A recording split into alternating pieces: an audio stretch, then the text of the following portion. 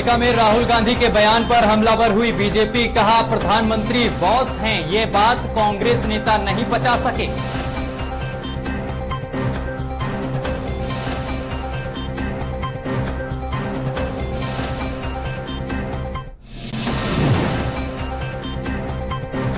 राजस्थान कांग्रेस में थम नहीं रहा गहलोत पायलट विवाद। सचिन पायलट के बयान से कांग्रेस में मची हलचल। पायलट बोले, हम मांगों पर अड़े रहेंगे, ना हो कोई गलतफहमी।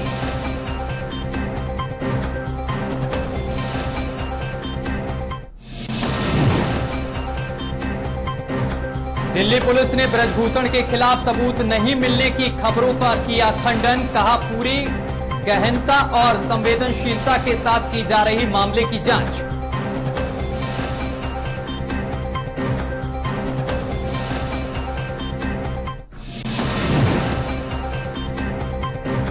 ब्रजभूषण शरण सिंह ने अपने ऊपर लगे आरोपों को किया खारिज। कहा अगर एक भी आरोप साबित हुआ तो फांसी पर लटक जाऊंगा। गंगा में मेडल बहाने से ब्रजभूषण को नहीं मिलेगी फांसी।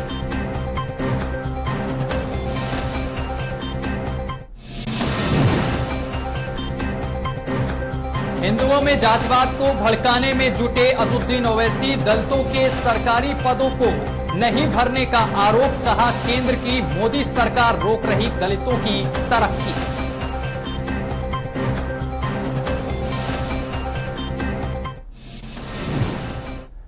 नमस्कार, आप देख रहे हैं न्यूज वॉच इंडिया और मैं हूं आपके साथ सत्यम गौर। बुलेटिन की शुरुआत करेंगे बड़ी खबर के साथ। नेपाल के प्रधानमंत्री दिल्ली पहुंचे हैं। बड़ी जानकारी इस वक्त की मिल रही है, जहां आपको बताते चले कि नेपाल के प्रधानमंत्री दिल्ली पहुंचे हैं। पुष्प कमल दहल प्रचंड दिल्ली पहुंचे हैं। 4 दिवसीय दौरे पर भारत पहुंचे हैं प्रधानमंत्री प्रचंड। बड़ी जानकारी मिल रही है। हवाई अड्डे पर राज्य मंत्री यानी कि मीनाक्षी लेखी ने उनका स्वागत किया है। बड़ी और अहम जानकारी आप तक पहुंचा रहे हैं। हवाई अड्डे पर मीनाक्षी लेखी ने स्वागत किया है नेपाल के प्रधानमंत्री का। ये तमाम तस्वीरें हम आपको दिखा रहे हैं, देख सकते हैं किस तरीके से उनका स्वागत किया गया है। तो 4 दिवसीय दौरे पर आए हैं नेपाल के प्रधानमंत्री भारत। इस दौरान उनका राज्य मंत्री मीनाक्षी लेखी ने स्वागत किया है।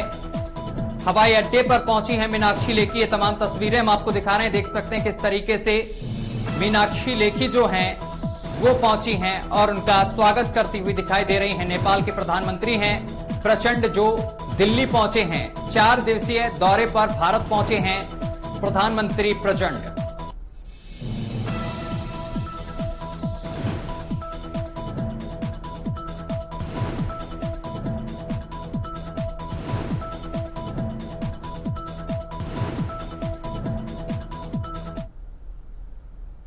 चलिए खबरों में आगे बढ़ेंगे। आज मोदी कैबिनेट की बैठक हुई है और बैठक में किसानों को लाभ पहुंचाने के लिए अन्न भंडारण योजना शुरू करने की फैसला लिया गया है। इस योजना को किसानों के लिए काफी अहम माना जा रहा है। केंद्रीय मंत्री अनुराग ठाकुर ने विश्व की सबसे बड़ी अन्न भंडारण योजना की जानकारी देते हुए बताया है कि इस योजना पर करीब 1 लाख करोड़ रुपए का खर्च आएगा। केंद्रीय मंत्री ने आगे कहा है कि अगले 5 सालों में सहकारिता क्षेत्र में भंडारण क्षमता को तेजी से बढ़ाया जाएगा और इसके बाद भंडारण क्षमता 2150 लाख टन हो जाएगी। अनुराग ठाकुर ने इसे विश्व की सबसे बड़ी अन्न भंडारण योजना बताया है। साथ ही कहा है कि इस योजना के अंतर्गत 2000 टन का अन्न भंडारण का गोदाम हर ब्लॉक में बनाया जाएगा। उन्होंने कहा है कि सरकार के इस कदम से अनाज की बर्बादी रुकेगी, क्योंकि मौजूदा समय में देश में बड़ी मात्रा में अनाज भंडारण क्षमता की कमी के कारण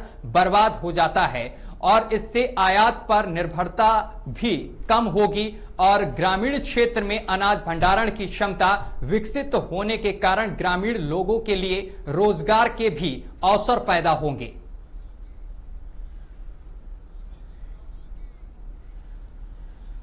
तो बताते चले कि भंडारण केंद्र बनाया जा रहा है, जिससे कि अनाज जो बर्बाद हो जाता था अब वो बर्बाद नहीं होगा और ग्रामीण क्षेत्रों में आपको बताते चले कि तमाम रोजगार भी उत्पन्न होंगे। खबरों में आगे बढ़ेंगे। फुलवारी शरीफ मामले में एनआईए ने आज 3 राज्यों में पीएफआई के 25 ठिकानों पर छापेमार कार्रवाई की है।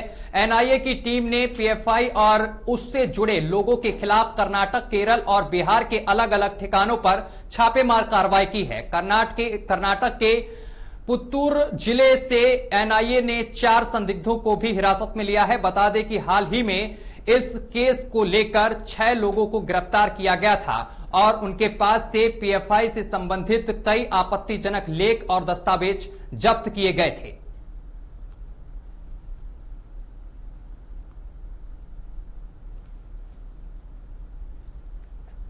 चलिए अब आपको हम ग्राफिक्स के जरिए समझाते हैं। पिछले साल पटना के फुलवारी शरीफ में पीएफआई के सदस्यों के ट्रेनिंग कैंप का भंडाफोड़ हुआ था और बिहार पुलिस ने जब छापेमारी की तो भारत को 2047 तक इस्लामिक राष्ट्र बनाने की साजिश का पर्दाफाश हुआ।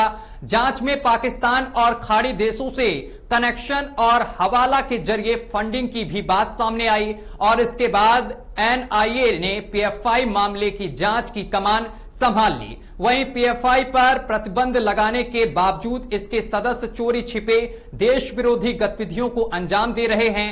आपको बताते चले कि एनआईए ने इसी साल जनवरी में पीएफआई मामले में 4 आरोपियों के विरुद्ध चार्जशीट दाखिल भी की है और इस मामले में अब तक 13 आरोपितों को गिरफ्तार किया जा चुका है।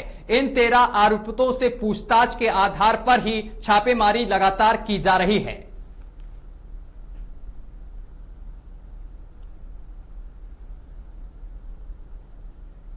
चलिए खबरों में आगे बढ़ेंगे। बीजेपी सांसद यानी कि ब्रजभूषण शरण सिंह ने कहा है कि अगर उनके खिलाफ एक भी आरोप साबित होता है तो वह खुद को फांसी पर लटका लेंगे। आपको बताते चले कि बाराबंकी पहुंचे ब्रजभूषण शरण सिंह ने कहा है कि आज भी उसी बात पर वो कायम है। 4 महीने हो गए वो फांसी चाहते हैं लेकिन सरकार मुझे फांसी नहीं दे रही है, तो वो अपना मेडल लेकर गंगा में बहाने जा रहे हैं।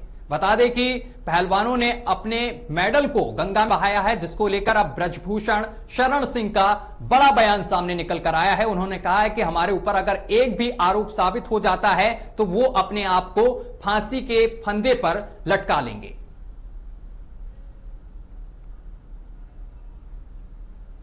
तो बड़ी जानकारी इस वक्त की आप तक पहुंचा रहे हैं। बता दें कि पहलवान लगातार काफी दिनों से जंतर मंतर पर प्रदर्शन कर रहे थे, लेकिन अब उनका प्रदर्शन जो है वो यहां से खत्म कर दिया गया है। अब इसके बाद पहलवानों ने बड़ा कदम उठाया है। उन्होंने अपने मेडलों को गंगा में प्रवाहित किया है। उनके साथ तमाम किसान नेता और खाप पंचायतें उनका समर्थन कर रही हैं। इसके साथ ही ब्रजभूषण का बयान भी सामने निकल कर आया है। उन्होंने कहा है कि एक भी आरोप अगर साबित हो जाता है तो वो अपने आप को फांसी पर लटका लेंगे और वो इस बयान पर लगातार कायम भी हैं।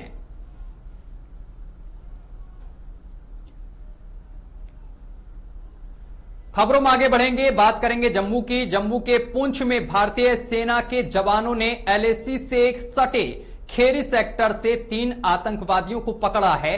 पकड़े गए आतंकियों के पास से हथियार, गोला बारूद और ड्रग्स के पैकेट भी बरामद किए गए हैं। जम्मू कश्मीर पुलिस और सेना के ज्वाइंट ऑपरेशन में इन संदिग्धों को धर दबोचा गया है। खराब मौसम और भारी बारिश का फायदा उठाकर ये आतंकी पुंछ सेक्टर में घुसपैठ कर रहे थे। जब इन्हें रोका गया तो जवानों के ऊपर फायरिंग करना शुरू कर दी। अधिकारियों ने बताया है कि सेना ने पूरे इलाके को तुरंत घेर लिया और तलाशी अभियान शुरू कर दिया। पकड़े गए तीनों आतंकियों में से एक घायल है। इस ऑपरेशन में सेना का एक जवान भी घायल बताया जा रहा है। बताया जा रहा है कि आतंकी सीमा पार से हथियार और मादक पदार्थ की खेप मिली थी और वे इसकी तस्करी करने की कोशिश में थे, तभी सैनिकों ने उन्हें पकड़ लिया है। बता दें कि 3 आतंकवादियों को गिरफ्तार किया गया है, एक घायल भी बताया जा रहा है। इस मुठभेड़ में एक सेना का जवान भी घायल है। फिलहाल दोनों को अस्पताल में भर्ती कर दिया गया है। इन आतंकवादियों के पास से तमाम हथियार और ड्रग्स भी बरामद की गई है।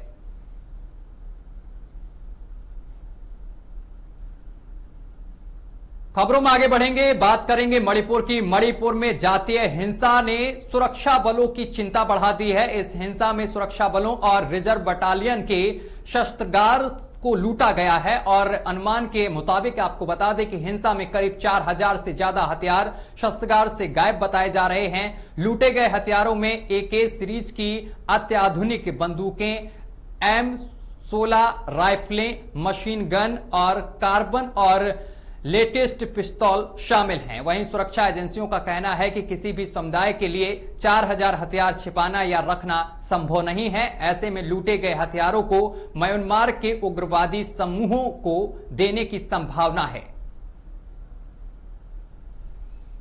तो शस्त्रागारों से 4000 हथियार गायब हैं, जिसको लेकर अब जांच की जा रही है।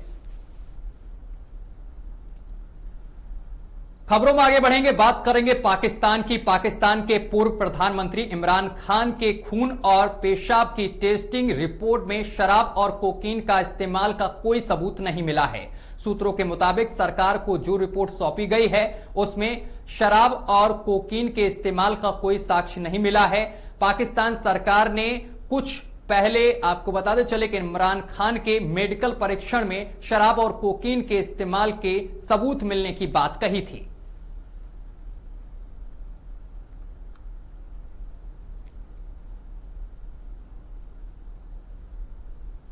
चलिए एक बड़ी जानकारी से आपको रूबरू करा दें। अंबेडकर नगर से एक बड़ी जानकारी सामने निकलकर आ रही है, जहां पर डिप्टी सीएम ब्रजेश पाठक ने कलेक्ट्रेट में बैठक की है। अधिकारियों के साथ ब्रजेश पाठक ने यह बैठक की है। बता दें कि विकास कार्यों को लेकर यह समीक्षा बैठक हुई है। कई विभागों में सुधार की जरूरत है, यह ब्रजेश पाठक ने कहा है। बिजली विभाग और पंचायती राज विभाग में सुधार की जरूरत है, ये ब्रजेश पाठक ने कहा है। एक सप्ताह के भीतर विभागों में दिखेगा सुधार, ये भी ब्रजेश पाठक ने बड़ा बयान दिया है। बता दें कि ब्रजेश पाठक अंबेडकर नगर के दौरे पर हैं। इस दौरान उन्होंने तमाम अधिकारियों के साथ बैठक की है और उन्होंने कहा है कि एक हफ्ते के अंदर सभी विभागों में सुधार देखने को मिलेगा। तो बड़ी जानकारी आप तक पहुंचा रहे हैं।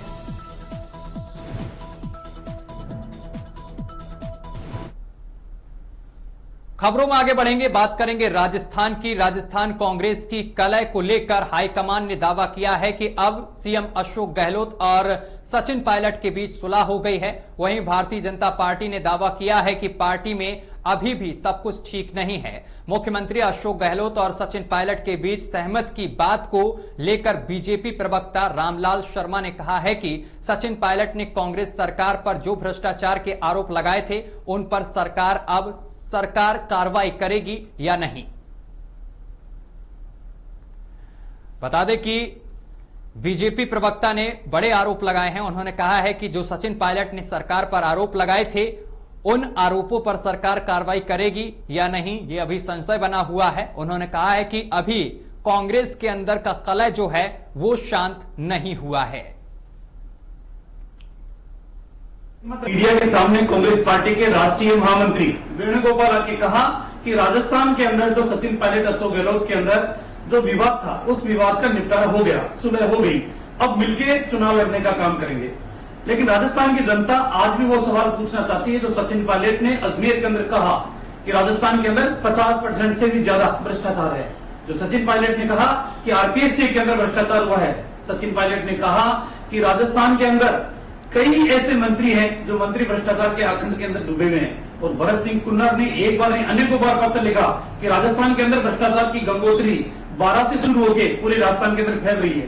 क्या राजस्थान की जनता इन सवालों का जवाब बिना मांगे कांग्रेस को छोड़ देगी? और क्या सचिन पायलट के अंदर इतनी हिम्मत है कि वो अब ये कहने के ताकत और हिम्मत रखते हैं कि राजस्थान के अंदर कोई भ्रष्टाचार नहीं हुआ? मीडिया के सामने कांग्रेस पार्टी।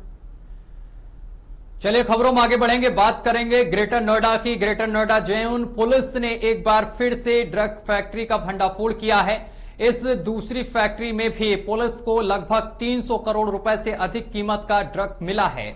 बता दें कि कुछ दिन पहले पुलिस ने सूरजपुर थाना क्षेत्र से एक बड़ी ड्रग्स फैक्ट्री का भंडाफोड़ किया था। वहीं ड्रग्स फैक्ट्री से 9 अफ्रीकी मूल के संचालक भी गिरफ्तार किए गए थे। ड्रग्स फैक्ट्री से गिरफ्तार किए गए अफगानी मूल के युवकों से पुलिस कस्टडी रिमांड के दौरान पूछताछ में पुलिस को इस फैक्ट्री के बारे में जानकारी मिली थी। पुलिस ने कार्रवाई करते हुए दूसरी बार 3 नाइजीरियन अभियुक्तों को गिरफ्तार किया है।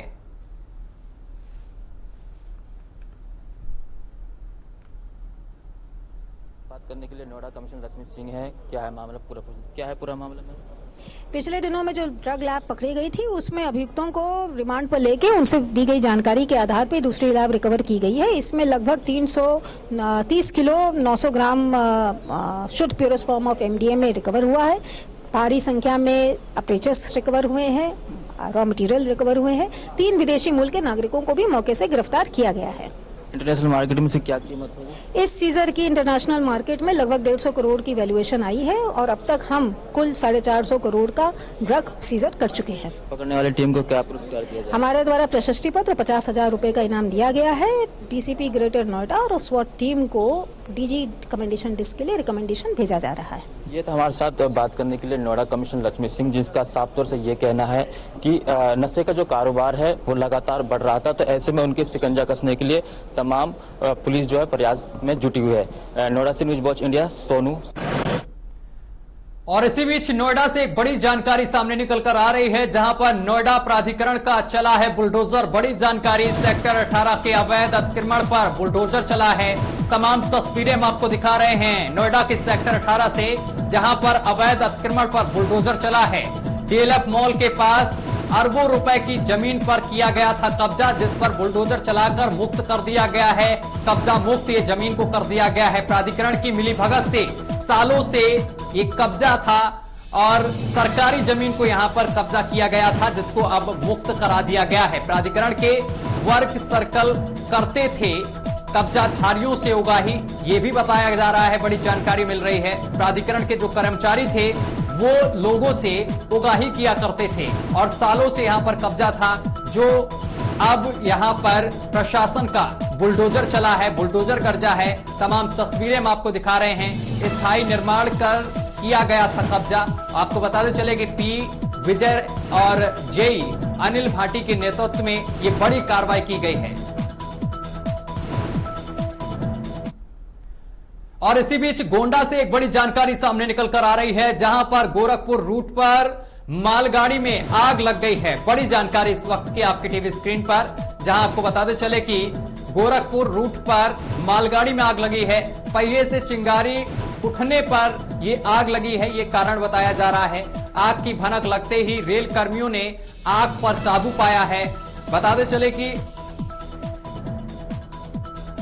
अग्निशमन यंत्र के द्वारा आग पर काबू पाया गया है। आग लगने से आधे घंटे गाड़ी ट्रेन की पटरी जो है वहां पर खड़ी रही है, जिससे कि तमाम जो गाड़ियां हैं वो बाधित रही हैं। गोंडा गोरखपुर रेल रूट के का ये पूरा मामला बताया जा रहा है। ये तमाम तस्वीरें हम आपको दिखा रहे हैं, देख सकते हैं किस तरीके से मालगाड़ी में आग लग गई, जिसके बाद जो रेल कर्मी हैं उन्होंने अपनी सूझबूझ से आग पर काबू पाया है। खबरों में आगे बढ़ेंगे। खबर गाजियाबाद से सामने निकलकर आ रही है। गाजियाबाद के थाना कबीरनगर इलाके में ऑनलाइन धर्म परिवर्तन का अजीबोगरीब मामला सामने निकलकर आया है, जहां नाबालिग बच्चे का धर्म परिवर्तन कराया गया है। बता दें कि नाबालिग बच्चे को बहला फुसलाकर मुंबई में रहने वाले किसी युवक ने धर्म परिवर्तन कराया है।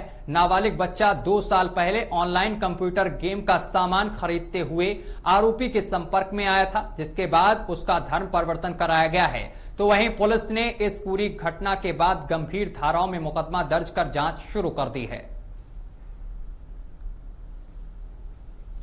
तो ऑनलाइन धर्म परिवर्तन का यह मामला पूरा सामने निकल कर आया है। गाजियाबाद से बच्चे का धर्म परिवर्तन किया गया है, कराया गया है। मुंबई का रहने वाला आरोपी है। फिलहाल पुलिस ने मामला दर्ज कर लिया है और इस पूरे मामले को लेकर पुलिस जांच कर रही है।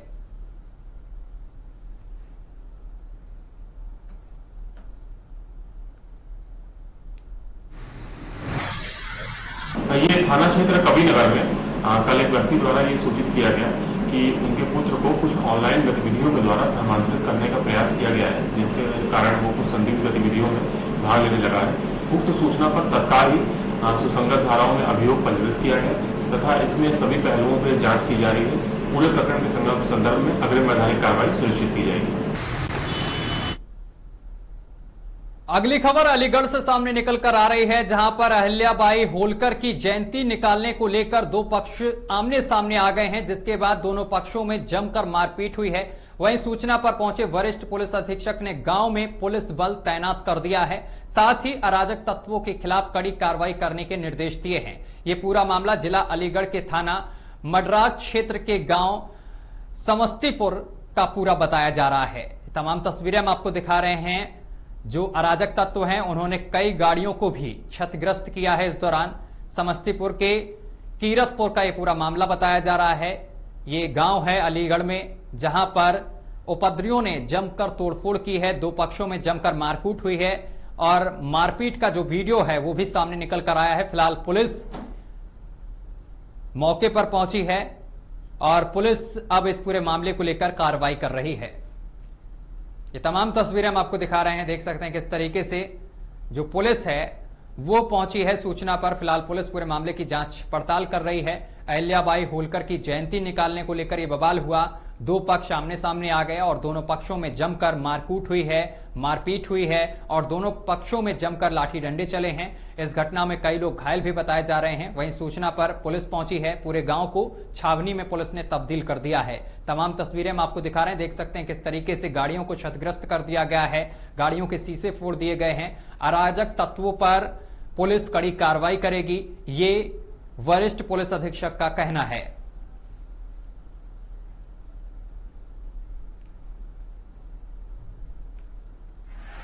तो थाना मडराग क्या मामला है? आज प्रातः एक सूचना मिली थी कि यहाँ एक गांव है मडराग थाना क्षेत्र में समस्तीपुर कीरत, यहाँ पर दो पक्ष आमने सामने हो गए थे।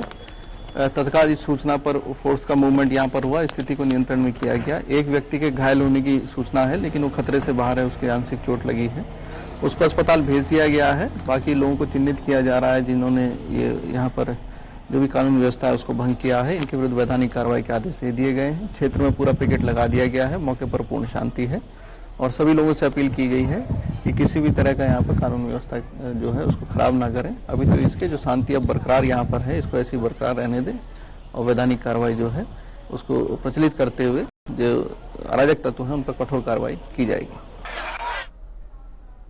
और चलिए इसी के साथ बुलेटिन में अभी के लिए बस इतना ही। देश दुनिया की तमाम खबरें देखने के लिए देखते रहिए न्यूज़ वॉच इंडिया।